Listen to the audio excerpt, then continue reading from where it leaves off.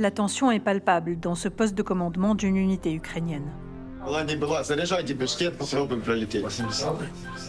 Ces soldats voient en direct sur leurs écrans les drones russes attaquer leurs troupes à Kupiansk, à des dizaines de kilomètres de là. Они ебашат все возможные места, они не могут понять где. Сейчас нашим двигаться вообще нельзя, вообще.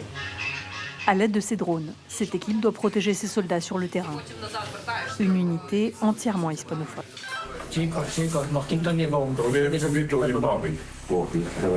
Angelo, Angelo, Angelo. Я просто бот, правда? Ok, sé que me estás copiando. Quédate en el sector donde estás, no te vayas a mover, ¿vale? Te informamos cuando pase un poco los pepinos. Le commandant adjoint du bataillon a lui-même failli mourir à Kupiansk. Il a été sauvé par 2 Brésiliens, alors qu'il menait son unité au combat en décembre dernier. Une opération menée en majorité par des latino-américains et qui a marqué un tournant majeur en stoppant l'avancée des Russes après une année où l'Ukraine avait perdu du terrain. Kupiansk n'était pas sous contrôle ennemi, donc ce n'était pas une contre-offensive. C'était une opération pour infiltrer la ville. Il fallait les trouver et les virer. On les a fait reculer et on les a empêchés de consolider leurs avancées. Cadê você? Cadê você? Vem aqui. Onde foi? Onde foi? Ele vai entrar em cima. Porra! C'était la 5e fois que je travaillais avec des latinos et à chaque fois ils ont fait du très bon boulot. Aujourd'hui, ils combattent à la place de ceux qui ont fui la mobilisation, qui ont payé des pots de vin, qui ont fui l'Ukraine ou qui n'ont pas encore été recrutés. Leur contribution est énorme pour renflouer nos rangs. Les premiers latinos à s'enrôler en Ukraine sont venus par eux-mêmes. En grupos de dos. Puis, ce soldat ukraino-argentin a eu l'idée d'organiser des voyages pour les recrues d'Amérique latine. Un amigo dijimos, hay 20. Un ami m'a dit « Écoute, j'ai 20 gars qui veulent venir, mais ils n'ont pas d'argent. » Alors on a organisé 2 vols à nos frais pour montrer à l'armée ukrainienne qu'il était possible de ramener des gens, beaucoup de gens, Que podemos hacer si seulement on nous donnait les moyens. mucha gente. Necesitamos solo recursos. Desde Colombia hasta Ucrania. Le plus gros contingent de latino-américains combattant pour l'Ukraine vient de Colombie. Es vida real. Le pays a une armée conséquente et bien entraînée par des années de guerre civile et le soutien des États-Unis. Mais ici, les salaires des soldats sont bas. Ayant servi pendant 8 ans, Dairo prépare aujourd'hui son départ pour l'Ukraine. La brigade paie pour nos billets d'avion, pour nos repas et pour notre hébergement ici à Bogota. Elle s'occupe de toutes les formalités administratives du voyage. Lorsque j'en ai entendu parler, j'ai saisi cette opportunité. C'est ce que j'attendais. Pour un mois de février en Ukraine, Dairo ne semble pas suffisamment équipé. Ils m'ont dit de ne pas ramener trop de choses. J'ai eu très froid quand j'ai servi en Israël. Pero no es tan frío como en Ucrania. Dans cet hôtel, Dairo, originaire de Medellín, attend son départ avec d'autres hommes venus d'ailleurs en Colombie. Nous nous engageons par vocation. De plus, c'est une noble cause que d'aller combattre sous un drapeau qui n'est pas le nôtre, mais celui d'un peuple qui est attaqué. C'est un peu comme si mon voisin s'était introduit dans ma maison. Un sentiment partagé par de nombreux hommes ici, mais pas tout le monde. Ce qu'ils savent surtout, c'est qu'en Ukraine, ils gagneront un bien meilleur solde qu'en Colombie. Ici, quand on quitte l'armée, le mieux qu'on puisse espérer... C'est un boulot d'agent de sécurité. D'agent de sécurité, oui, ou de garde du corps. Et si on ne reste pas dans l'armée jusqu'à la retraite, alors on n'a même pas de pension. De toute façon, c'est insuffisant pour survivre. Il faut continuer de travailler, se battre pour sa survie et celle de sa famille. À l'aéroport, un représentant de l'armée ukrainienne leur distribue leurs passeports et leurs cartes d'embarquement. Souhaitant rester anonyme, il nous assure que ces hommes ont été avertis de l'énorme risque qu'ils encourent. Dairo pense à sa fille. Si jamais il m'arrivait quelque chose, je veux que mon frère donne à ma fille une pension mensuelle jusqu'à ce qu'elle soit majeure. Mais je n'y vais pas en pensant que je vais mourir, non, c'est Dieu qui décidera. Il n'y a pas de décompte officiel des Colombiens morts en Ukraine. Il pourrait s'agir de quelques centaines. Carlos González a pu rentrer chez lui. C'est un miraculé.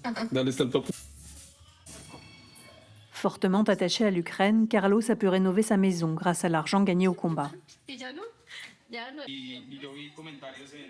Mais il porte sur son corps des séquelles indélébiles. En mai 2024, près de Kherson, il a survécu à une attaque à l'arme chimique. Elle a tué 2 autres Colombiens de son unité. Voilà comment ils m'ont trouvé. J'ai dit aux ouvriers, arrêtez les travaux sur la maison, je pars en Ukraine. Mais Carlos m'a convaincu de ne pas y aller, en disant que c'était trop dangereux et qu'on ne m'aurait pas laissé entrer à l'hôpital militaire de toute façon. Claudia avait bien tenté de persuader Carlos de ne pas partir à la guerre. Mais il voulait à tout prix retourner à sa vie de soldat et nourrissait aussi un vieux grief contre la Russie. Les guérillas des FARC ont tué mon père en 2002. Et j'ai dû quitter ma maison dans la plaine quand j'avais 15 ans parce qu'ils voulaient me recruter. J'ai toujours su que les pays communistes soutenaient les guérillas, la Russie, Cuba, le Venezuela. Alors je m'identifie à l'Ukraine aussi à cause de cela. À son retour d'Ukraine, des groupes armés ont une nouvelle fois tenté de le recruter. Son expérience des drones de combat les intéresse au plus haut point. Mais Carlos a refusé. Si vous dites à n'importe quel groupe armé que vous avez servi en Ukraine, vous devenez intéressant. Si quelqu'un veut rejoindre un gang, ici ou au Mexique, il peut aller en Ukraine et étudier les drones. Hier, je discutais avec un ami, un de ses camarades avec qui il avait combattu à Zaporizhzhia, combat maintenant aux côtés des guérillas dans le département du Cauca.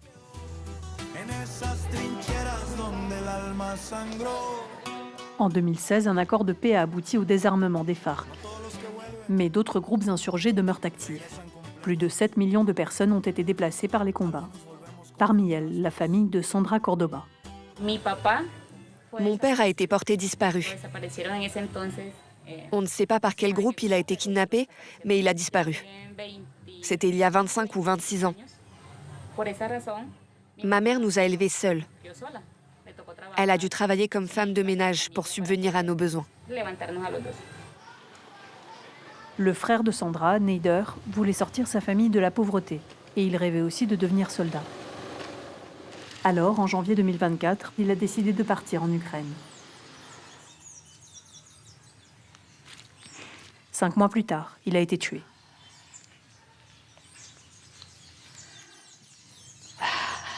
Je ne peux pas rester là.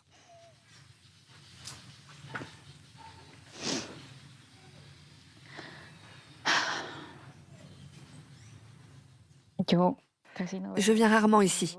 Je n'aime pas ça. Je n'aime pas penser qu'il est là. Dès que j'ai vu s'afficher l'indicatif plus 380 de l'Ukraine, j'ai su que quelque chose lui était arrivé. Puis l'officier a dit « hélas ». Et j'ai immédiatement jeté le téléphone. Je me suis effondrée. Le lendemain, j'ai séché mes larmes et j'ai contacté l'ambassade. Ils m'ont demandé mon autorisation pour une crémation. C'est allé vite. 45 jours plus tard, les cendres de mon frère étaient à Bogota. Il voulait avoir cette expérience. Il était heureux d'avoir cette expérience. Il disait « c'est un autre niveau, Frangine. C'est un truc de dingue ici. » Il disait « tout le monde doit mourir un jour. Alors que ce soit en Colombie ou ici, un jour, je mourrai. Et si je dois mourir en faisant ce que j'aime, ainsi soit-il. Il faut respecter cela. » Si les cendres de Neider ont été rapatriées sans encombre, l'argent qu'il a gagné en Ukraine, lui, tarde à arriver. Sandra est allée jusqu'à Kiev pour réclamer son héritage. Elle a dû rester sur place pendant plusieurs mois. Je ne sais pas ce qui s'est passé. La banque a dit qu'il n'y avait pas de compte bancaire au nom de mon frère. Je comptais sur cet argent pour payer mon billet retour. Finalement, un prêtre a payé son billet. Sandra est rentrée en Colombie à la veille du Nouvel An, sans le solde de son frère, mais avec la promesse de 300 000 € de compensation de l'État ukrainien. Tout ça, ce sont les documents que j'ai ramenés d'Ukraine. Des traductions, des procurations, tout est là. On fournit les documents, on ouvre des comptes bancaires en Ukraine et on attend que l'argent arrive. Mais pour le moment, il n'y a que 139 grivnas. C'est l'argent que j'y ai déposé. Je m'imaginais vieillir dans les bras de mon fils.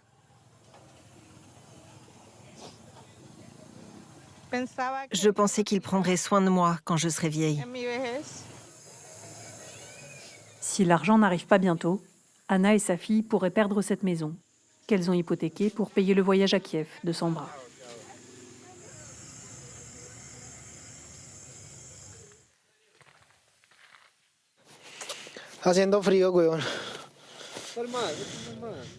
Cette situation n'est pas systématique.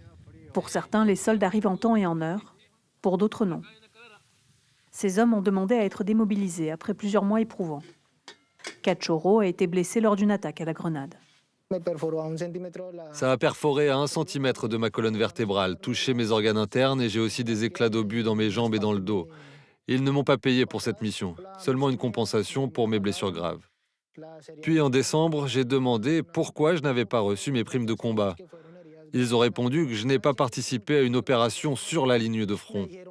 Je leur ai dit que nous étions dans un village sous attaque constante et que nous étions là seulement parce que dans le village où nous étions avant, notre maison avait été bombardée. Finalement, Cachorro a décidé de rester.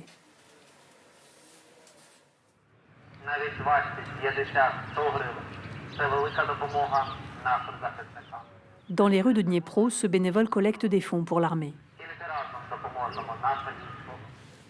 Dairo et 2 de ses camarades colombiens, eux, font leur premier pas dans la neige ukrainienne. Okay, 3 coffees para llevar. Para go. Cappuccino.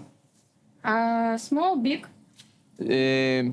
Big. Big. Yes. Big es grande, small pequeño.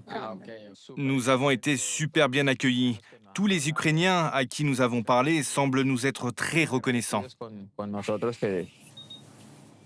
Durant leur escale à Istanbul, un membre de leur groupe a fait défection. Quelqu'un lui aurait pris un billet pour Barcelone. Nous lui avons dit « Frère, c'est ta vie, tu es un adulte, c'est ta décision ». Mais il aurait pu être plus honnête. Celui qui lui a pris son billet depuis Istanbul aurait pu lui prendre un billet depuis Bogota. Et l'Ukraine n'aurait pas gaspillé son argent. C'est une chouette expérience, vraiment. Puissions-nous en sortir vivants et rentrer chez nous, retrouver nos familles. Oui, voir nos familles et faire toutes les folies qu'on a toujours rêvé de faire. À l'heure où nous terminions ce reportage, ces hommes attendaient d'être déployés dans la région de Kharkiv.